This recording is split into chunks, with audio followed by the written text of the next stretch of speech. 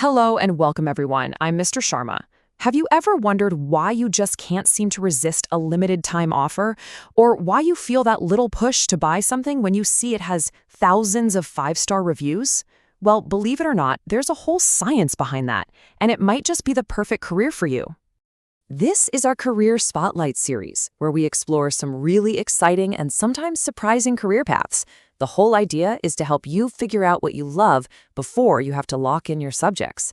And this week, we are diving deep into a field that explains what really makes us all tick. Sir, behavioral economics?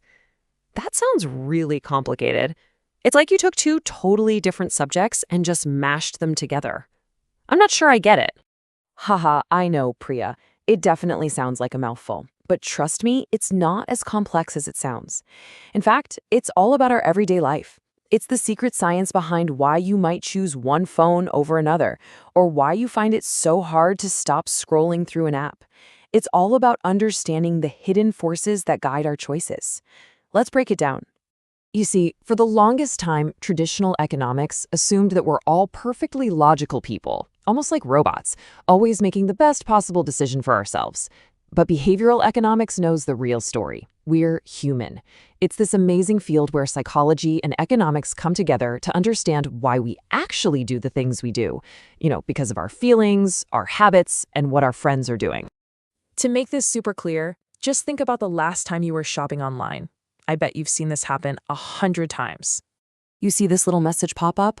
Only 2 items left. What happens? Your heart kind of speeds up, right? You suddenly feel this need to buy it right now before it's gone. That feeling? That's the principle of scarcity at work. Our brains are just wired to want things more when we think they're running out. And then, right after that, you might see this. 50 people are viewing this product. Now your brain goes, wow, if so many other people want it, it must be really good. That's what we call social proof. And behavioral economists, well, they're the ones who figure out how to use these tiny but super powerful nudges to help guide our decisions. Whoa, okay, I'm starting to get it now. So they're almost like the puppet masters behind our online shopping habits. So what does a behavioral economist actually do all day? That's a great way to put it. They're basically detectives of human behavior. A huge part of their job is to design and run experiments to figure out why we make certain choices. Then they use what they learn to gently nudge us towards better decisions. For example, let's imagine a food delivery app wants to encourage its users to pick healthier options. This is how they might test it out. They'd have 2 versions of the app. Group A gets the normal menu. But for Group B, they'd make a few small changes. Maybe they put the salads and healthy meals right at the very top, or they add a little green healthy choice label next to them. Then they just sit back and watch the data. If way more people in Group B order a healthy meal, they know their nudge worked. That's the core of what they do. Wow, that's actually so cool. It's like a giant science experiment on what we choose for dinner. So, what kind of skills do you need to be good at something like that? It's a really unique mix of skills, Priya. First off, you have to be super curious about people, always asking, why did they do that? Then you also have to be pretty good with numbers and data, so strong analytical and research skills are must. And finally, you have to be a great communicator, someone who can take all that data and explain it in a simple way. It's like being a detective, a scientist, and a storyteller all rolled into one. That combination actually sounds really interesting. So, if I wanted to head down this path, what subjects in school should I be focusing on? Great question. For a really strong foundation, you'll definitely want to focus on economics and psychology. Those are the 2 pillars of this field. And because it's so data-driven, mathematics and statistics are going to be your best friends. Taking business studies is also a really smart move because it helps you understand how these ideas are used in the real world. Okay, that all sounds good, sir, but I have to think about my future.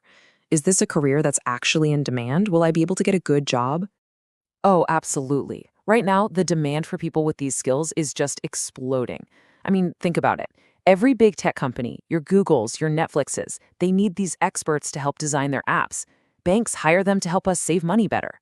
Even in healthcare, they're using these ideas to help us build healthier habits. It's a skill set that so many industries are looking for. And get this, it's not just companies. Governments all around the world have created their own special teams called nudge units. These are teams of behavioral scientists who use these exact same principles to improve public policy. Things like encouraging more people to pay taxes on time or sign up to be organ donors. It's really making a huge difference. Now, let me tell you a fascinating little story about how this field went from being a niche idea in universities to a global phenomenon. It all comes down to something that happened in one very important year, 2002. So in 2002, something completely unexpected happened. A psychologist, a man named Daniel Kahneman, won the Nobel Prize. But in economics, it was a total shock and a complete game changer. His work proved, with data, that we humans aren't the super logical decision makers we thought we were. Our choices are full of biases and mental shortcuts. This prize basically gave the whole field a giant stamp of approval. And here's the really cool part. Kahneman's Nobel-winning ideas are literally all around you, right in your pocket. You know that little progress bar on an app that motivates you to finish your profile? That's behavioral science. That little reminder from your phone to stand up or drink water? That's a nudge. It's the invisible architecture of your digital life.